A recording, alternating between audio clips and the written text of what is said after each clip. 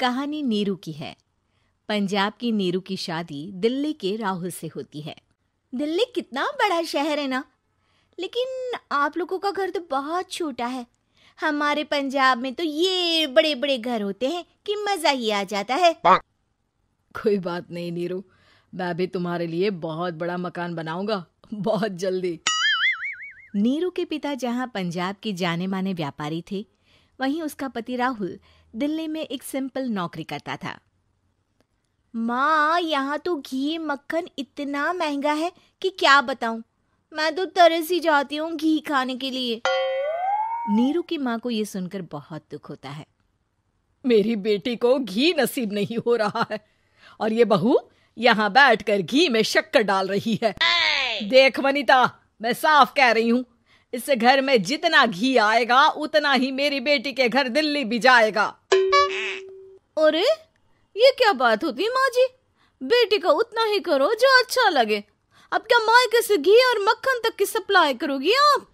हाँ, मेरी बेटी किसी चीज को तरसे मुझसे बर्दाश्त नहीं होता। अब क्या था, नीरू के मायके में 2 किलो घी आता तो 2 किलो दिल्ली जाता नीरू के पास। एक दिन, माँ बड़ी गर्मी पड़ती है दिल्ली में। इस घर में तो एक ही एसी है और वो भी ड्राइंग रूम में। सारा परिवार एक ही कमरे में सोता है। हाँ बेटा, वो तो हर घर की कहानी है। यहाँ भी एक ही एसी है। अरे बिल इतना आता है कि क्या बोलूं। तभी वहां राकेश आ जाता है। माँ, थोड़ी देर में यहाँ कुछ प्लम्बर आएंगे मेरे कमरे में एसी लगाने। जरा ध्यान से लगवा देना ना माँ। ओए, ऐसे कैसे तेरे कमरे में एसी लगेगा? हाँ राकेश, एक बार बात तो कर लेता। अरे पापा, वो वनिता को गर्मी में नींद नहीं आती। ड्राइंग रूम में सबके साथ सोने में वो अनकंफर्टेबल है, इसलिए। अरे पूरे परिवार के साथ वहां तेरी बहन नीरू भी तो सोती है। वो नहीं हो रही क्या अनकंफर्टेबल? समझ रहा है ना? अगर एसी लगेगा तो एक दिल्ली में तेरी बहन के कमरे में भी लगेगा, तभी तू लगा सकेगा। राकेश वनिता को सारी बात बताता है। वनिता करती भी क्या, मन मार कर बैठ जाती है। माँ, ये लोग ठीक नहीं है, क्या करूं मैं? अरे बेटी, यहाँ आ जा, तू यहाँ आकर रह ले। अरे छोड़ दे ऐसे पति को। कैसे छोड़ दूं माँ? समाज क्या कहेगा, लोग क्या कहेंगे? वैसे भी मेरा एक बेटा है मयंक। अरे हटा बेटा, तेरी उम्र ही क्या है? इतनी परेशान रहेगी तो काम कैसे चलेगा? खैर, बात आई गई हो जाती है। माँ को लगता है कि नीरू ठीक है, तो वहीं नीरू के मन में एक ही लाइन चल रही होती है, यहाँ आजा। माँ ने तो बोल ही दिया है कि यहाँ आजा।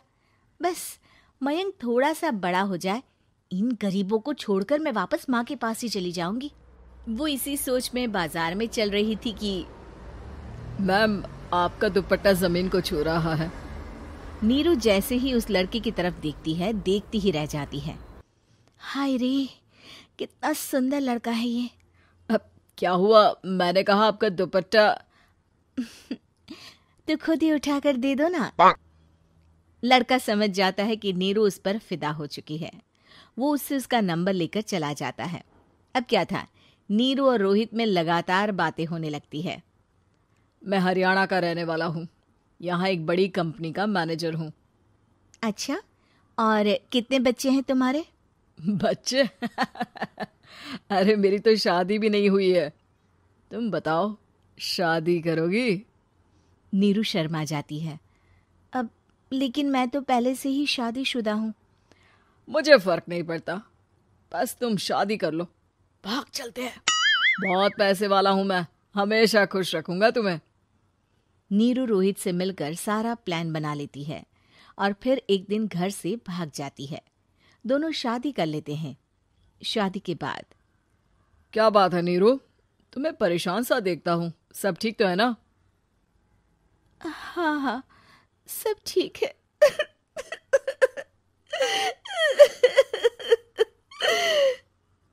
ये कहते कहते ही वो रोने लगती है।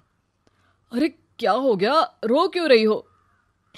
मैंने तुमसे एक बात छुपाई है और वही बात अब मुझे परेशान कर रही है। रोहित, मेरा एक बेटा भी है, उसका नाम मयंक है। क्या बात कर रही हो? ये तुमने मुझे पहले क्यों नहीं बताया? देखो नीरू, मेरी माँ को मैंने ये नहीं बताया है कि तुम शादीशुदा हो। बच्चा मैं मैनेज नहीं कर पाऊंगा।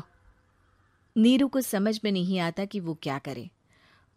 तुम उस बच्चे को अपनी माँ को क्यों नहीं दे देती? नीरू चुपके से माँ को फोन करती है। माँ, क्या मयंक को तुम रख सकती हो? बेटा, मैं राकेश के साथ बात करती हूँ। आखिर घर का बेटा वही है, जो वो बोलेगा। वैसे भी बेटा, तूने जो किया है ना, उसके बाद से पूरा घर तेरी बुराई कर रहा है। मैं भी अब किसी से तेरे लिए लड़ नहीं सकती। राकेश बेटा, नीरू ने तो जो किया बहुत ही बुरा किया, लेकिन मैं सोच रही थी कि क्यों ना मयंक को हम यहाँ ले आए। तभी वनीता बोल पड़ती है। वाह जी, ऐसे कैसे यहाँ ले आए? यहाँ क्या भंडारा भरा है? और जिस बच्चे की माँ ने नहीं सोचा, उसके लिए हम क्यों सोचे? नीरू को एक बार तो अपने बच्चे के बारे में सोचना चाहिए था ना। अरे लेकिन तेरे पास भी तो लड़का नहीं है ना वनीता। माँ, वनीता ठीक बोल रही है। कल को वो बड़ा होकर इसी घर का हिस्सा मांगेगा तो हम क्या करेंगे? माँ कहती भी तो क्या, वो चुप रह जाती है। वहीं नीरू का पहला पति कहता है। माँ, अगर आज भी वो वापस आ जाए तो मैं उसे माफ कर दूंगा। बेटा, गरीबी चीज ही ऐसी है, क्या करेगा। तू तो अब मयंक का सोच। वो बेचारा तो बिना माँ का हो गया। मयंक के खातिर तू दूसरी शादी कर ले बेटा। लोगों के लाख समझाने के बाद नीरू के पहले पति की शादी रिद्धि से हो जाती है, जिसके पहले पति से 2 बच्चे होते हैं। देखो जी, मैंने शादी सिर्फ बच्चे के खातिर की है। मैंने भी शादी सिर्फ बच्चों के खातिर की है। वहीं नीरू के दूसरे पति के मन में ये बात घर कर जाती है कि नीरू एक मासूम बच्चे को उसके खातिर छोड़ कर आई है। अब देखो नीरू, मुझे लगता है कि जो औरत अपनी कोख का बच्चा छोड़ सकती है, वो तो कुछ भी कर सकती है। कल को तुम्हें मुझसे अच्छा कोई मिल गया तो तुम तो मुझे भी बाय बाय कर दोगी ना। नीरू को अब उसका दूसरा पति ताने देना शुरू कर देता है। तंग आकर नीरू उसके यहाँ से भागकर अपने पहले पति के पास चली जाती है, लेकिन ससुराल में क्या लेने आई है नीरू, मयंक को? नहीं नहीं सासू माँ, मुझसे गलती हो गई, मुझे माफ कर दीजिए। नीरू, अब वक्त खत्म हो गया है, मेरी शादी हो चुकी है। तो छोड़ दो ना उसे, हमारा बच्चा है। मैं आपको अपनी माँ नहीं मानता, मेरी नहीं मान तो बात अच्छी है। नीरू मयंक की बात सुनकर समझ जाती है कि उसके पास अब ना आसमान रहा ना ही जमीन।